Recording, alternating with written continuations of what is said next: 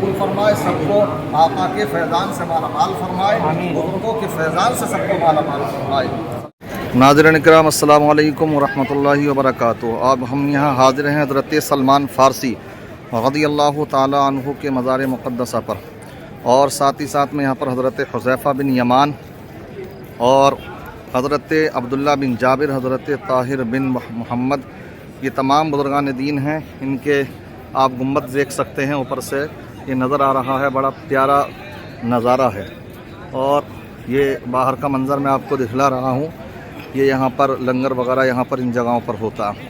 اور ساتھ ہی ساتھ آپ یہ دیکھیں، میں اب اندر کو آپ کو لے کے چلتا ہوں، میں بولوں گا نہیں وہاں پر، صرف دکھاتا چلوں گا، زیارت کراتا ہوا چلوں گا، آپ وہاں پر زیارت کریں۔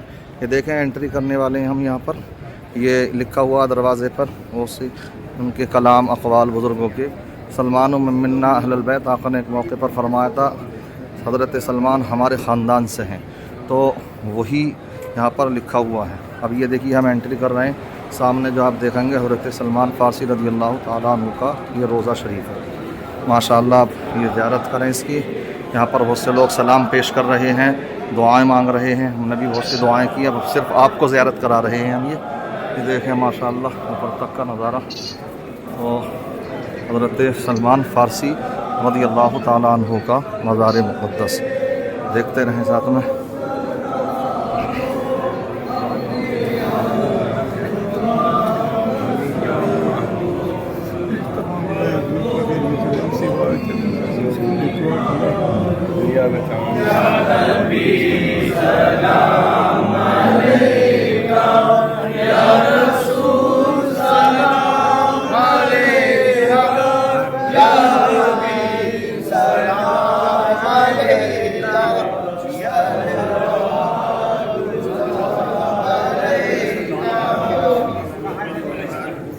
یہ آپ نے دیکھا ماشاءاللہ سلمان فارسی رضی اللہ تعالیٰ عنہ کا مزار پر انوار، اور دیکھا آپ نے ماشاءاللہ تمام عاشقان رسول، عاشقان صحابہ کرام یہاں پر ان کی بارگاہ میں سلام پیش کر رہے ہیں۔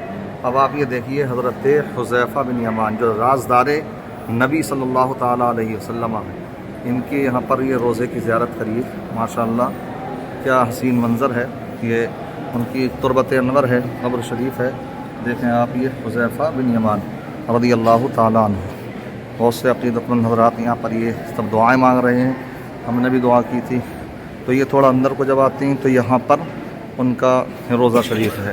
اس کے بعد میں پھر ہم آتے ہیں، یہاں پر دو بزرگ ہیں، یہ کہیں حضرت عبداللہ بن جابر انصاری تابعی ہیں یہ، اور دوسرے ہیں امام طاہر بن امام محمد باقر۔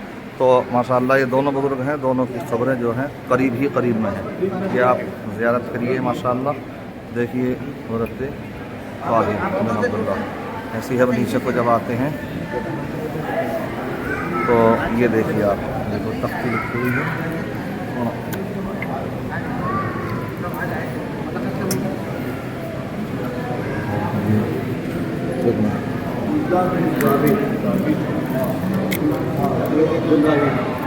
تو یہ دو بزرگ ہیں ماشاءاللہ اس طرح سے۔ یہ پورا روضہ شریف ہے، دونوں بزرگ اسی میں آرام فرما ہے الحمدللہ۔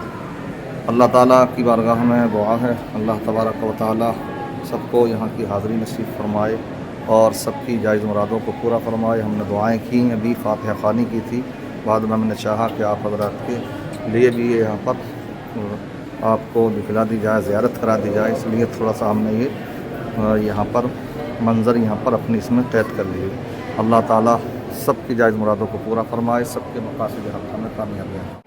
ماشاءاللہ ہم یہاں پر حضرت سلمان فارسی رضی اللہ تعالیٰ عنہ اور حضرت حذیفہ بن یمان اور حضرت عبداللہ بن جابر اور حضرت طاہر بن محمد باقر رضی اللہ تعالیٰ عنہ اجمعین کی بارگاہوں میں حاضر ہیں۔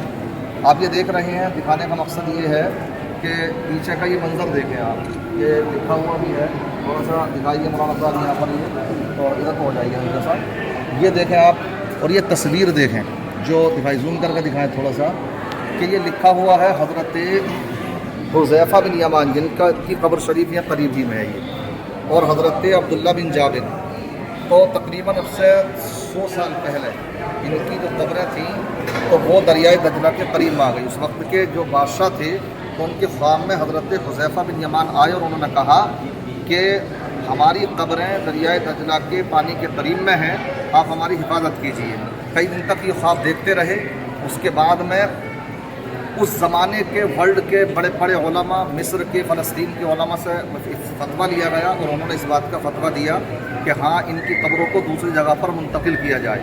اس وقت میں تمام لوگوں کی موجودگی میں وہ فورس آپ دیکھ سکتے ہیں۔ یہ جو فورس ہے، یہ تصویر ہے، یہ اسی وقت کی لی ہوئی تصویر ہے۔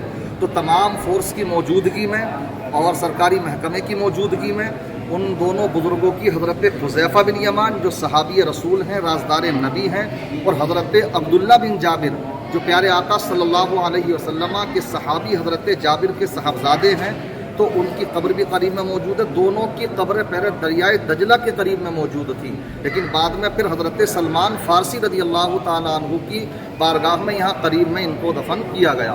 بتانے کا مقصد میرا یہ ہے، تقریباً 1300 سال کے بعد میں جب ان کی قبروں کو کھولا گیا تو الحمدللہ ان کے جسم صحیح سلامت تھے، سبحان اللہ۔ اور ہم الحمدللہ یہی عقیدہ رکھتے ہیں اپنے آقا کے تعلق سے، اور آج آقا کے تعلق سے بہت سے لوگ اس طرح کی باتیں کرتے ہیں، مر کر مٹی میں مل گئے معاذ اللہ۔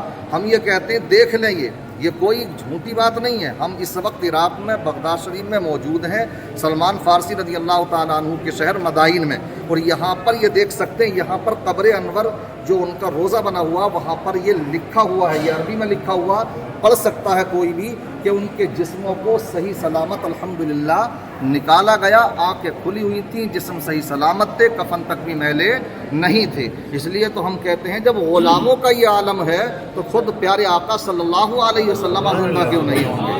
اس لیے میرے تو زندہ ہے واللہ، تو زندہ ہے واللہ، میرے چشم عالم سے چھپ جانے والے۔ تو حضرت حذیفہ بن یمان رضی اللہ تعالیٰ عنہ کا مزار شریف یہ حضرت زیارت کرا دیں، اور اسی کے پیچھے تھوڑا سا حضرت عبداللہ بن جابر رضی اللہ تعالیٰ عنہ کا مزار شریف ہے۔ تو یہ منتقل کیے گئے پہلے، جبکہ یہ قبریں یہاں پر موجود نہیں تھیں۔ تو الحمدللہ اس سے ہمارا جو عقیدہ ہے کہ اللہ والے زندہ ہیں، تو وہ عقیدہ مضبوط ہوتا ہے۔